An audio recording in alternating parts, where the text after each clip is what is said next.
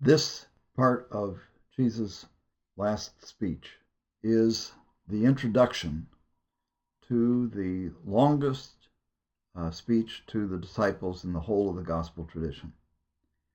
And in the context of the Gospel of John, this is a major turning point in the relationship between Jesus as a character who is made present by the storyteller and the audience.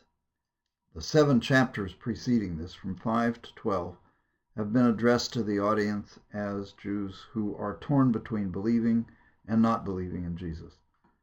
Beginning with 13, and specifically beginning with this speech, the storyteller, presenting Jesus, turns to the audience and addresses them directly for the next 5 chapters. These verses, this section, this paragraph, these episodes of the speech, introduce then that long speech.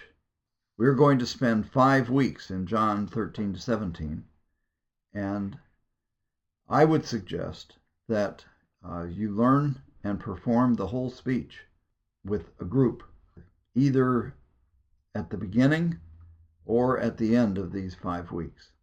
It is an unprecedented opportunity to hear and experience Christ's final words to us as his followers. Now, the specific elements of these 3 episodes. There's a very clear mnemonic structure in these episodes. The first episode is focused on the glorification of the Son of Man, and the verbal thread can be easily identified. The Son of Man has been glorified. God has been glorified. If God has been glorified, then God will also glorify him in himself and will glorify him at once. It's a poem on this theme of the Son of Man has been glorified. So if you simply identify those phrases and learn them in their sequence, this is an easy episode. The next one is a repetition of a verbal thread from earlier in the story. Little children, I am with you only a little longer. You will look for me, and as I said to the Jews, so now I say to you, where I am going, you cannot come. These are all verbal threads from earlier in the story. They're not necessarily helpful to you in relation to the context of learning this particular one, but that phrase, where I am going, you cannot come, is easily remembered. Finally, the last episode is the new commandment, that you love one another. And that phrase, love one another, in various forms occurs in each of the phrases of this episode. The structure of this is glorification, with you only a little longer, love one another. And in each instance, if you simply recognize where those phrases occur and learn them as chunks of material, this is an easy discourse element to learn by heart. Now, more about the context of this in John. It immediately follows the departure of Judas to betray him. And the climax of that episode is one of the shortest sentences in the whole of the gospel tradition. It was night. Eindenux in Greek, which is slow and has major impact because it is the beginning of the time of darkness in the story. So this setting carries the clear implication that Jesus will be killed soon, and that this is the last time he will talk with the disciples. But what is striking in regard to this setting is that there is no note of self-pity or of concern about his death in Jesus' speech. It's all focused on them and on both what they will do and what the meaning of this is. I would suggest that you in order to experience the context of this, that you reread the story of the death of Socrates, which is in the Phaedo. It's a story told by Plato. I will put it on the website of gotel.org as a part of the resources for this story, John 13. But it is a very poignant story in which Socrates is found guilty of perverting the youth, and he is sentenced to death. He was 70 years old. He was, the most eminent philosopher in Athens. The reasons for his death are somewhat unclear to us. Two of his students, Alcibiades and Critias, had twice briefly overthrown the democratic government of the city, and so Socrates was blamed to some degree for that reign of terror that those two students of his instigated.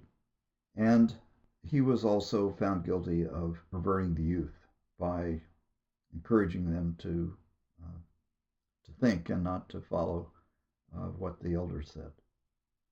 He was taken to a nearby jail where his sentence would be carried out. And then there's the story of his quite cheerfully drinking the poison, and then of his death.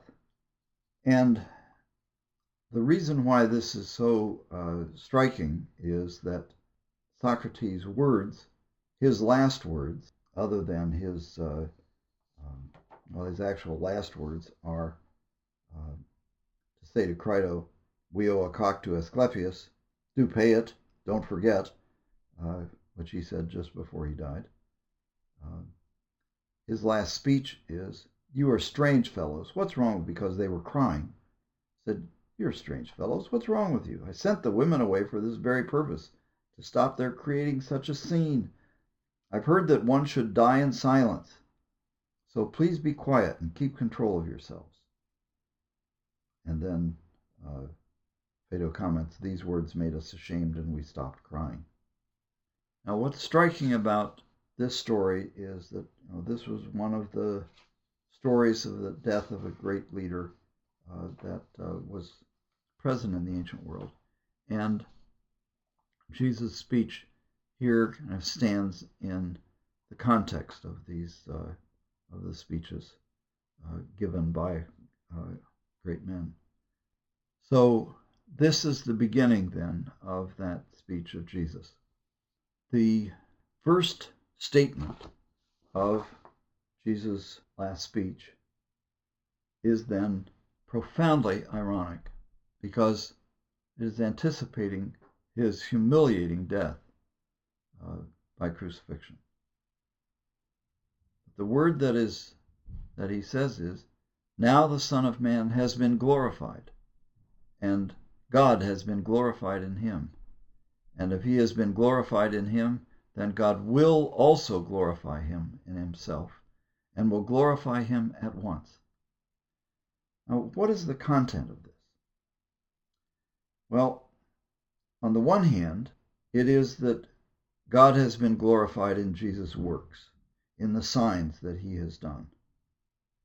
And God will be glorified in his death and resurrection, and that God will glorify him. And so this is a prayer that Jesus makes later in the story. But there is also implicit in this speech grief that Jesus is dying. And so he addresses that directly. "Little children, I am with you only a little longer. You'll look for me. And as I said to the Jews, so now I say to you, where I'm going, you cannot come." So it is an indirect way of talking about his death. So there is profound grief addressed in this statement that he will not be present with them. And in effect, he says, I'm going to die soon.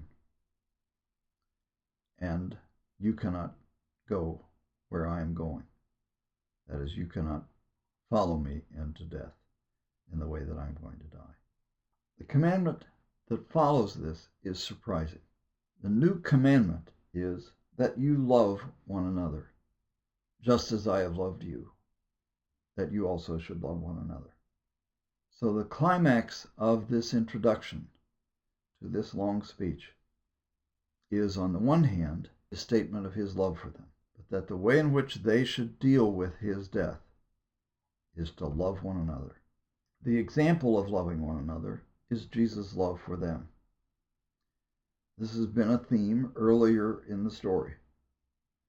So his love for Lazarus, they said, see how he loved him when Jesus wept. The Good Shepherd lays down his life for his sheep, and they know his voice and they follow him. It is a description of a love relationship between the shepherd and his sheep. God so loved the world, his love for the disciples and calling them at the very beginning of the gospel.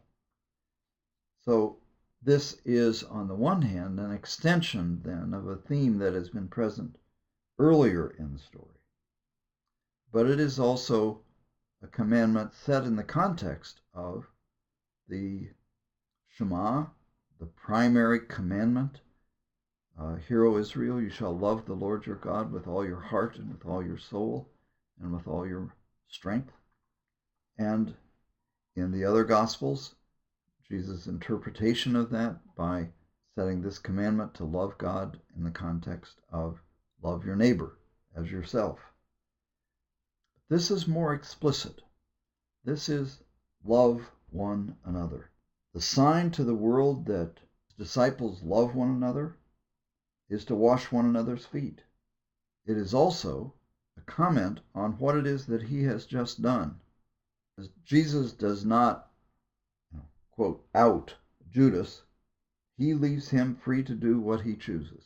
That is, Jesus choosing not to accuse Judas directly and to condemn him is a supreme sign of love for the one who has made him his enemy and who will take the decisive initiative in bringing about his death.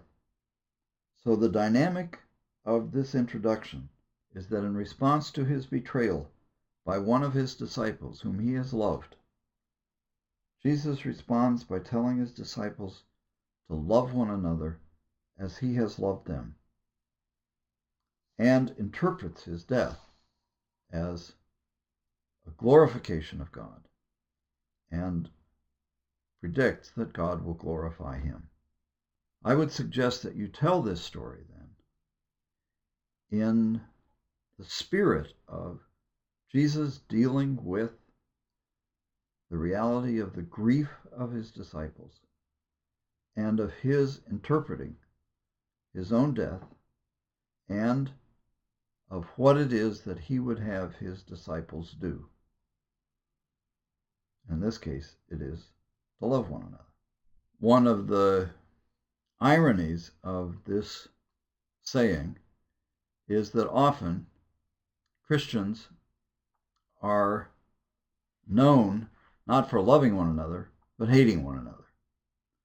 And the history of Christian warfare against other Christians is a bloody history.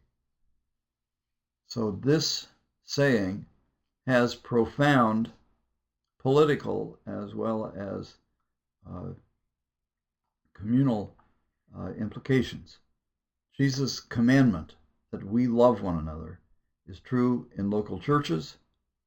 It's true in the relationship between the various parts of the church that have been divided over the centuries. And it's true of the potential that continues to exist of Christians making war against each other. I remember the saying, a modest proposal for peace that Christians would vow not to kill one another.